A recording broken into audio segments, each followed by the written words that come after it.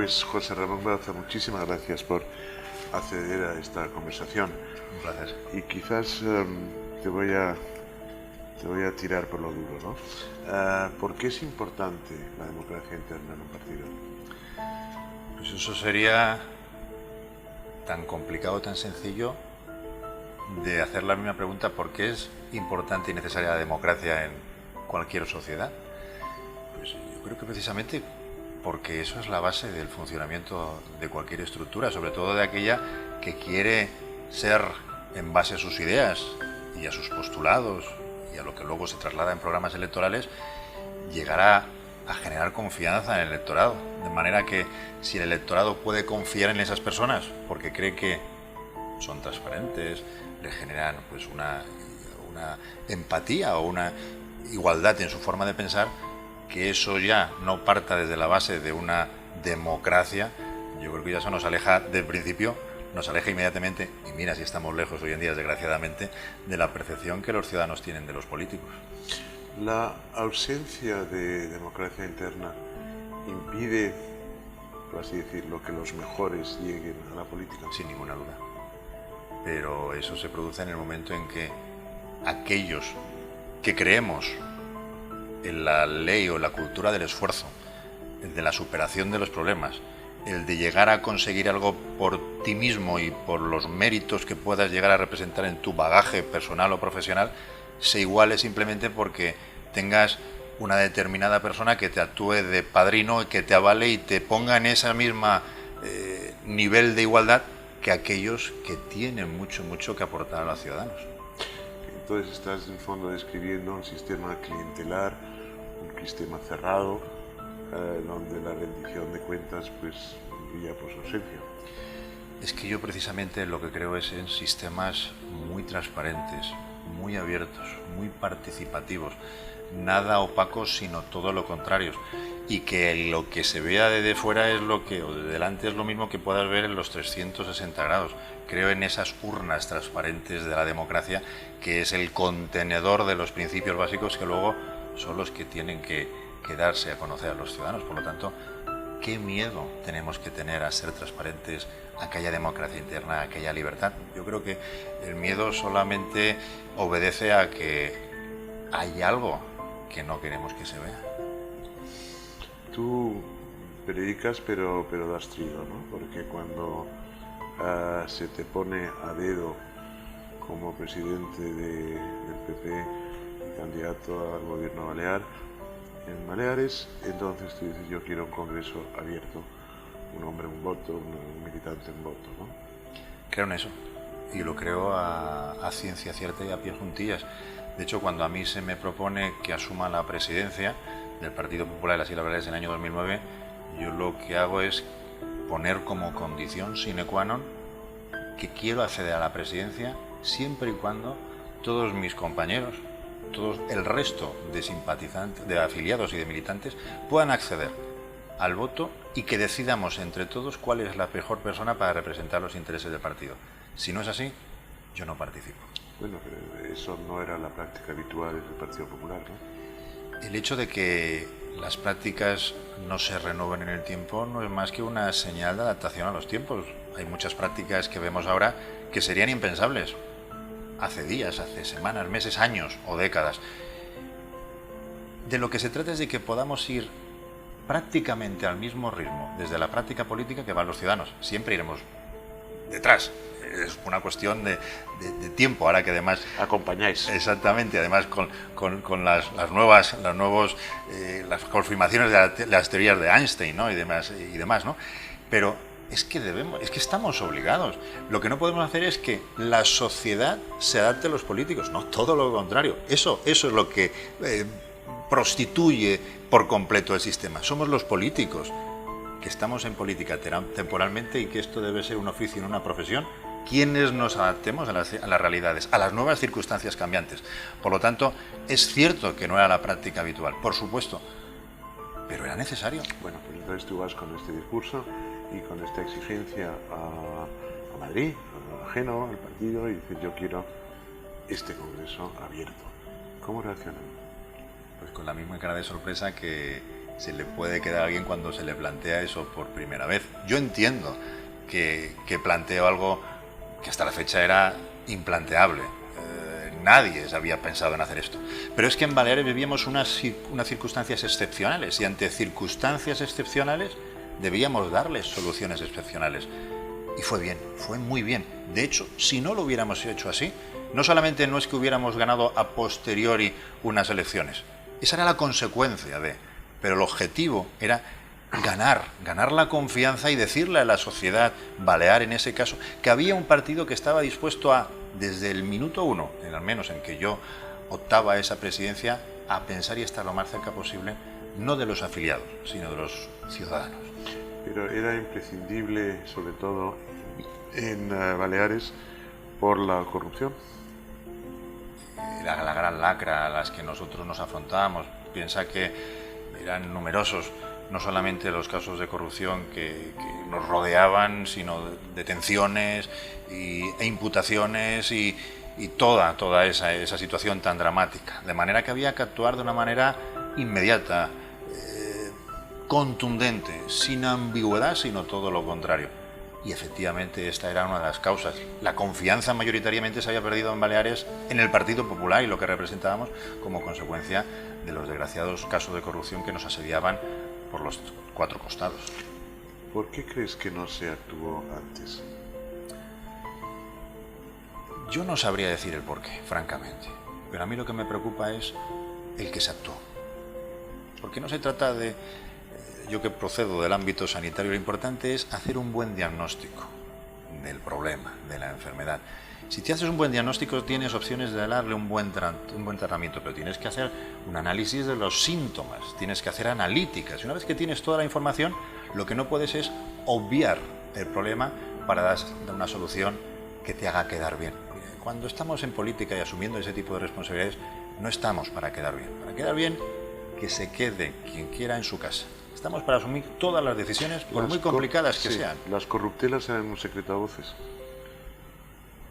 Yo lo desconozco y lo digo de verdad.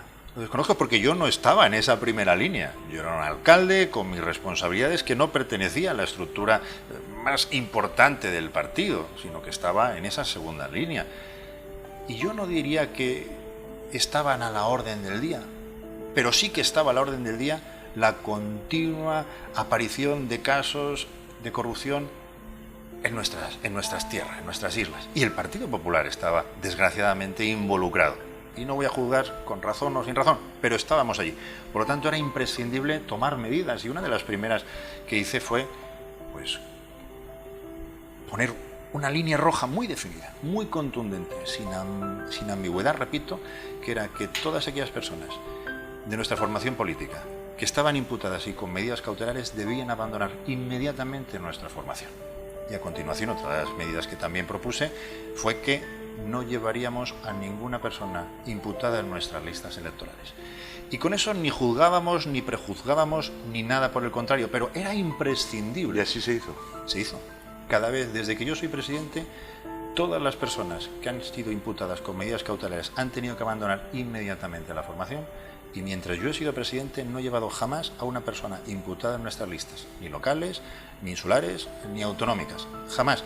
Porque se trata de dar la máxima confianza y garantía a nuestros ciudadanos. Y repito, además, quien se sentaba con esas personas para decirles esa decisión, yo no delegaba a nadie, porque creo que son cosas suficientemente importantes como que para que yo tenga que ser el primero, y me sentaba con todas y cada una de las personas afectadas. Y repito, de manera que nos teníamos que presentar en sociedad, a la sociedad, sin ningún tipo de identificación, la más mínima mácula ni mancha de corrupción de cara a nuestra sociedad. Y luego, a pesar de esta política tan limpia, ¿no? Por llamarlo de una manera, pierdes las elecciones.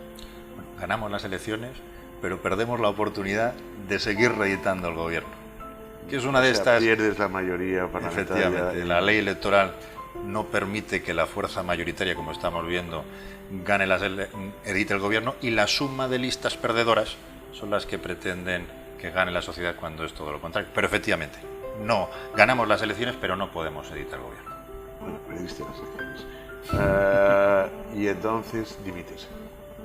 Yo creo que la responsabilidad de cualquiera, y en este caso al frente de una formación política, debe asumir todo lo que ello implica. Los éxitos y también los fracasos. Y a mí no me cuesta lo más mínimo decir que no era el resultado que esperábamos. Y si alguien tiene que asumir esos resultados, en primer lugar, tiene que ser el presidente. Y yo creo que en ese caso, viendo el resultado, que ganando no podemos configurar de gobierno y donde hemos perdido pues parte de la confianza de nuestro electorado, yo debo presentar esa renuncia a mis compañeros, a los afiliados, a mi partido, porque creo que no he hecho las cosas o no he estado a la altura de las circunstancias de lo que yo consideraba que debía ser un resultado mejor. Y no pasa nada por dimitir, es que debe estar a la orden del día. Siempre y cuando hayas sembrado y hayas creado un partido según, vamos, las pautas que tú y otros habíais introducido. Y entonces el Partido Popular en Baleares es, digamos, sigue siendo sigue la estela de Bauza, ¿o es otra cosa? Yo desgraciadamente tengo que decir que no sigue esa estela. Hay muchas de las cosas por las que trabajamos y luchamos, no solamente yo, sino todo el partido, pues veo que hay dudas, ambigüedad, no hay claridad en las ideas, pero no porque sean mis ideas. Yo he sido la persona que ha tenido la responsabilidad, el orgullo y el honor de llevarlas a cabo, pero esos postulados, esos principios han sido aprobados en 2 congresos regionales a los que yo me presenté y han sido aprobados, por tanto, en una ponencia de estrategia política, aprobados también por parte del partido para constituir y configurar ese programa.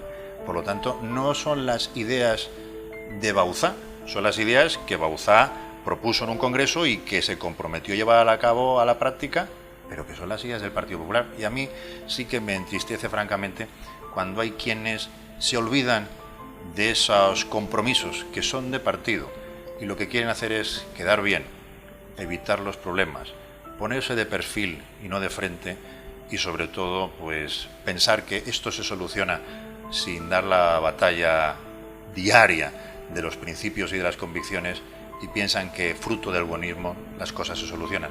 Y no es que se solucionen, sino que empeoran, y esa es la realidad. ¿Y entonces volverás como el general MacArthur? No, yo solamente quiero contribuir, porque yo estoy aquí de verdad con vocación, creo en la vocación de servicio y creo que además ahora, cuando más dificultades encontramos en la acción política que vemos, es cuando más compromiso debemos adquirir. El futuro nadie sabe qué nos depara, pero si algo nadie, sobre todo los que me conocen, pueden tener la menor duda, es que yo mis principios, mis convicciones, las voy a defender donde haga falta, ante quien haga falta y todas las veces que haga falta. Eso no significa que esté liderando un partido. Lo importante es que nunca jamás renuncies a sus ideas. ¿Y los defenderías en un Congreso Nacional abierto con un militante a un voto? Yo defenderé lo que pienso en todo momento, ante quien sea y todas las veces que haga falta. Porque es que... No te preguntaba por un Congreso Nacional. Yo creo en un Congreso abierto. ¿Y vas a pedirlo, exigirlo? No hace falta que lo pida ni que lo exija, porque ya lo he cumplido, ya lo he llevado a cabo. Fui el primero en España. Yo digo nacional, Congreso Nacional del partido. Pero no es... Yo no creo en congresos nacionales, regionales, insulares o locales. Creo en el concepto. Es decir, si el concepto funciona, ¿por qué vamos a privarlo? ¿O por qué vamos a privar que se lleve a cabo en otros ámbitos o en otros foros de dimensión? Yo creo en esa libertad, yo creo en la libertad. Y creo que precisamente si eso es bueno, ¿por qué no vamos a llevarlo a cabo a la práctica? Por lo tanto, yo lo defenderé siempre, porque ya lo he puesto en práctica. Yo digo siempre una cosa, los que me conocen también lo saben: jamás voy a exigir nada a nadie que primero no haya demostrado y que sea capaz de cumplir. Por lo tanto, no es nada nuevo, ni se lo voy a pedir a nadie. Lo he hecho ya en 2 ocasiones y siempre y en todo momento de bien. No para mí, porque yo me presenté en el primer congreso contra otra persona, no. Legítimamente compitiendo los dos por lo mismo. Por lo tanto, la práctica la he tenido con un rival en esa digna contienda política que además integré al minuto 1 e lo hice vicepresidente y luego fue conseller conmigo en el gobierno, Carlos Delgado, buen amigo mío, y después hicimos una única candidatura. Por lo tanto, va bien, tanto si es para una candidatura como si es para varias candidaturas. Muchísimas gracias, señor. Muchas gracias. Senador. Muchas gracias. Y suerte. Gracias.